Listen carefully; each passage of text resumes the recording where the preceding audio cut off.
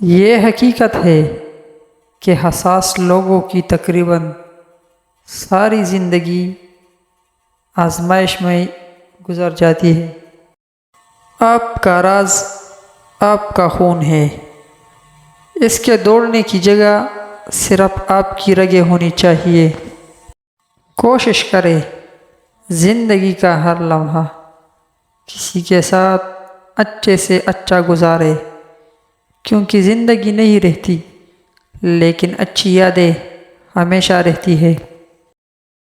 ہر پریشانی کی ایک ایکسپائری ڈیٹ ضرور ہوتی ہے، لیکن اس وقت تک صبر پہ اجر ملتا رہتا ہے۔